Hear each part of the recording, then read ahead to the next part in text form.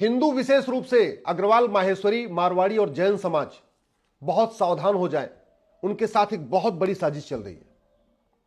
गाजियाबाद में एक घटना घटी है जिसमें एक ही घटना में लव जिहाद भी है, ड्रग जिहाद भी है, लैंड जिहाद भी है, धर्मांतरण जिहाद भी है और जनसंख्या जिहाद भी है।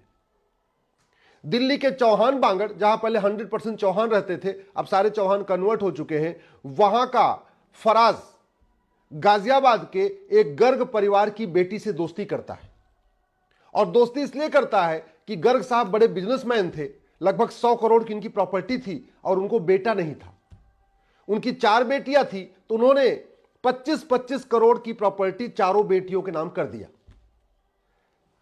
चौहान बांगड़ के फराज को यह बात पता चल गई थी कि यह लड़की बहुत पैसे वाली है, इसके नाम 20 से 25 करोड़ की प्रॉपर्टी है, इसलिए उसने प्यार किया, लव किया। लव जिहाद में फंसाने के बाद उसको वो बियर बार पे ले जाने लगा, हुक्का बार पे ले जाने लगा, रेव पार्टीज में लेके जाने लगा और उसको ड्रग एडिक्ट बना दिया। जब वो ड्रग एडिक्ट बन गई, तब उसने, जब ड्रग जिहाद के बाद उसने लैंड जिहाद शुरू किया।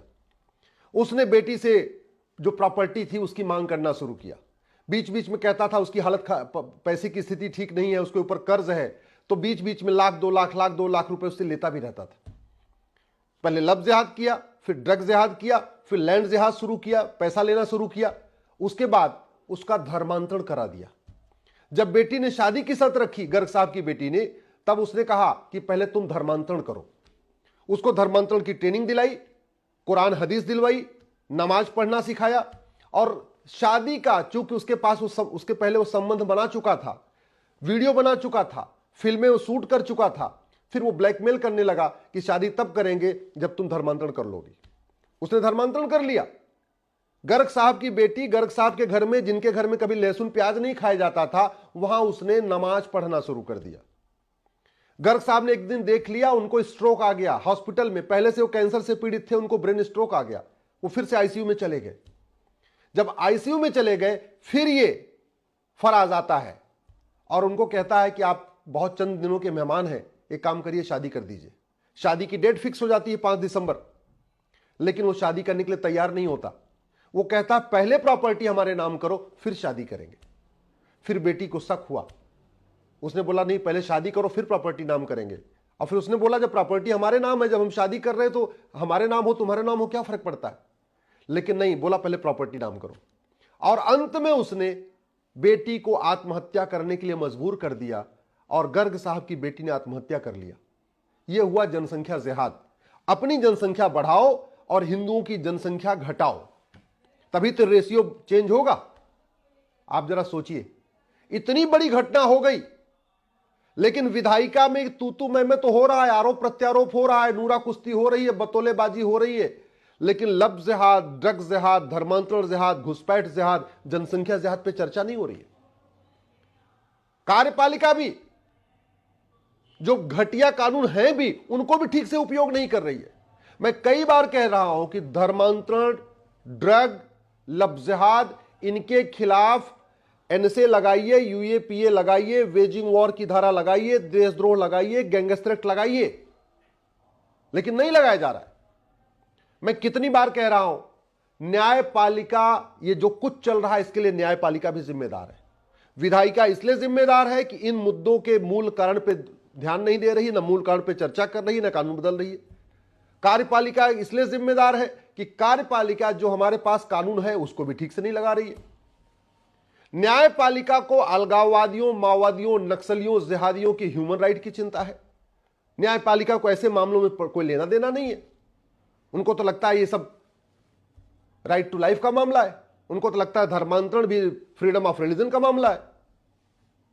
और इसके लिए खबर पालिका भी जिम्मेदार है, जो सुबह से लेकर शाम तक ब्रेकिंग न्यूज तो ढूंढ रही है, सुबह से लेकर शाम तक टीआरपी के लिए लगी हुई है, लेकिन यह नहीं देख रही है कि भारत के 9 राज्यों में हिंदू क्यों खत्म हो गए, भारत के 800 जिलों में से 200 जिलों में हिंदू क्यों खत्म हो गए, भारत के 6000 तहसीलों में से 1500 तहसीलों में हिंदू क्यों खत्म हो गए, भारत के बॉर्डर पे जो 300 तहसीलें हैं वहां की डेमोग्राफी क्यों बदल गई। इसकी चिंता न विधायिका क्यों है, न विधायिका को है, न कार्यपालिका को है, न न्यायपालिका को है, न खबर पालिका को है।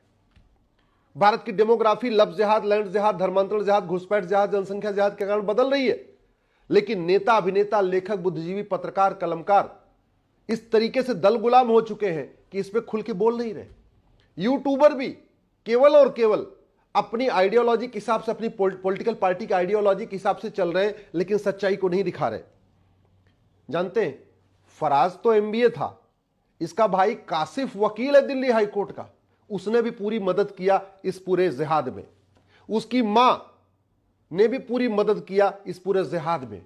उसकी बहन ने भी पूरी मदद किया इस पूरे जिहाद में। दो उसके और दोस्तों ने पूरी मदद किया इस पूरे जिहाद में।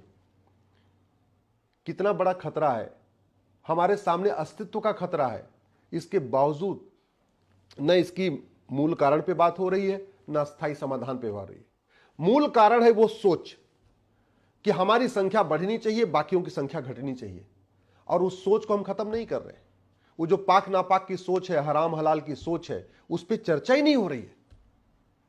ऊपर से ये माइनॉरिटी और बने हैं, जितने लब जिहादी हैं, जितने ड्रग जिहादी हैं, जितने घुसपैठी हैं, जितने धर्मांतरण कराने वाले जिहादी हैं, जितने जनसंख्या जिहाद करने वाले हैं, ये सारे माइनॉरिटी का फायदा और ले रहे हैं। क्यों फायदा ले रहे हैं? हमने माइनॉरिटी को डिफाइन नहीं किया।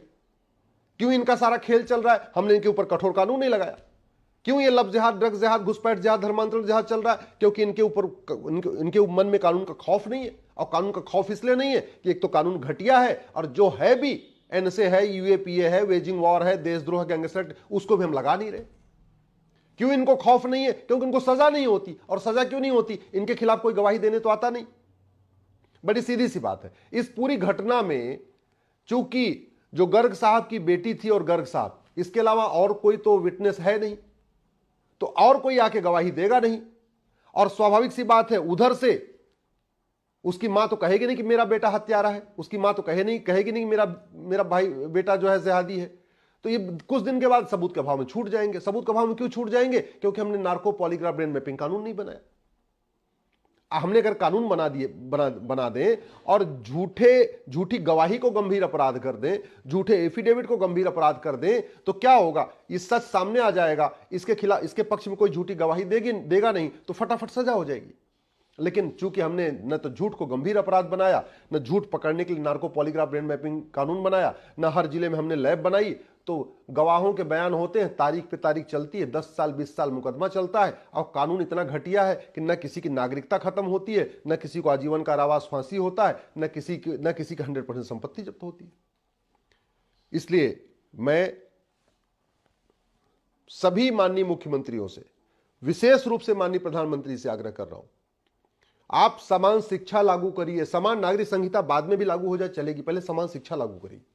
पहले 1 nation 1 education board, 1 nation 1 syllabus, 1 nation 1 curriculum लागू करिए।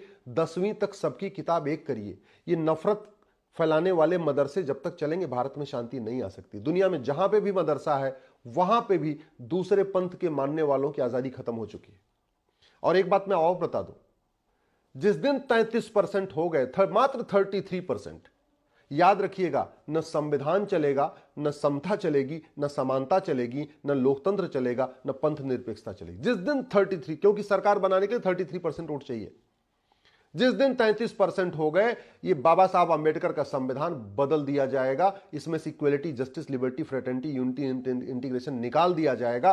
और जिस दिन 33% हो गए, वही हालत होगी जो अफगानिस्तान में हिंदुओं की हो रही है, जो पाकिस्तान में हिंदुओं की हो रही है, जो बांग्लादेश में हिंदुओं की हो रही है, जो कश्मीर में हिंदुओं की हुई, तेजी के साथ बदल रही है। क्योंकि लब जिहाद पे हमने कठोर कानून बनाया नहीं, धर्मांतरण जिहाद पे हमने कठोर कानून बनाया नहीं, घुसपैठ जिहाद पे हमने कठोर कानून बनाया नहीं, जनसंख्या जिहाद के खिलाफ कठोर कानून बनाया नहीं, ड्रग्स जिहाद के खिलाफ कठोर कानून बनाया नहीं, तो ये जिहाद बढ़ता चला जा रहा है। इसलिए मेरा आपसे निवेदन है इस वीडियो को सुनने का, क्योंकि जिस तरीके से ये पूरा मामला बड़े ऑर्गेनाइज तरीके से चल रहा है, हो रहा है ना, यही कल को पूरे भारत में होगा।